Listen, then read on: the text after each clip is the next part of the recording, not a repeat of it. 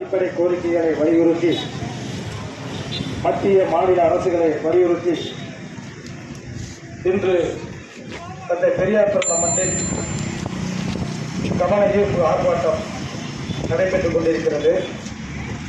இந்த கண்டன ஆர்ப்பாட்டத்தில் தலைமை வகிப்பவர் ஜனநாயக மக்கள் கட்சியின் நிறுவனர் மக்கள் போராளி ஜேசி அசோக் கண்ணன் அவர்களே, ஜனநாயக மக்கள் கழகத்தின் பொதுச் செயலாளர் செல்வராஜ் அவர்களே, மாணவ மக்கள் கட்சியின் தலைவர் அப்துல் பாஸ் அவர்களே,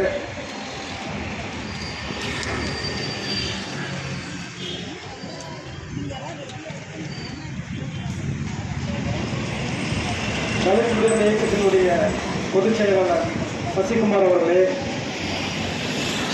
சமூக விடுதலை கட்சியின் தோழர் ஆறுமுகம் அவர்களே, எம்பி ஆறுமுகம் அவர்களே,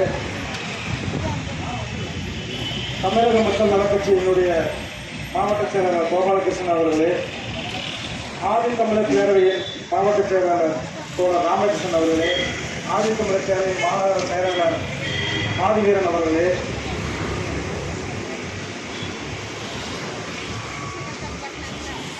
உழைப்பாளி மக்கள் கட்சியினுடைய தலைவர் தோழர் முருகேசன் அவர்களே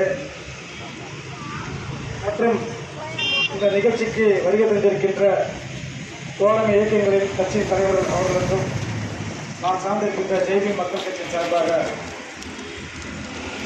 நாளை வழக்கத்தை தெரிவித்துக் கொள்கிறேன்.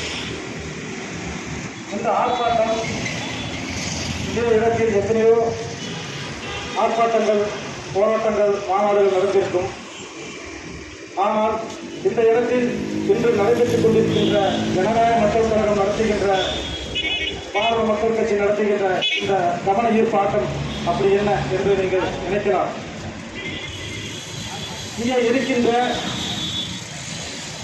தமிழ்நாட்டில் வசிக்கின்ற மக்கள் சாதி மதம் கடந்து, ஏற்றத்தாழ்வுகளை கடந்து சமத்துவமாக வாழ்கின்ற நிலை இன்றைக்கு இருக்கிறது என்று சொன்னால் தந்தை பெரியார் அவர்களும் பாபா சாஹேப் அம்பேத்கர் அவர்களும் இவர்கள் இருவரும் இல்லை என்று சொன்னால் இந்த பாரத நாட்டில் நாம் இன்று சுதந்திரமாக நடமாட முடியாது, கல்வி கற்க முடியாது, ஒரு வேலைவாய்ப்பு கிடைக்காது, எந்த ஒரு அடிப்படை விஷயமும் நாம் இங்கே செய்ய முடியாத சூழ்நிலையில் தான் இருந்திருப்போம். இவர்களை முன்னிறுத்தி தந்தை பெரியார் அவர்களும் அம்பேத்கர் அவர்களும் முன்னிறுத்தி இந்த ஆர்ப்பாட்டத்தில் சில செய்திகள் மட்டும் தொடங்கி வைக்க முடிகிறது. தந்தை பெரியார் மண் ஈரோட்டில், திருப்பூர், நாமக்கல், சேலம் மாவட்டங்களில் தமிழகத்திலே தொழிற்சாலைகள் அதிகமாக இருக்கக்கூடிய இந்த மேற்கு மண்டலத்தில் இந்த தொழிலை பாதுகாக்கப்பட வேண்டும்.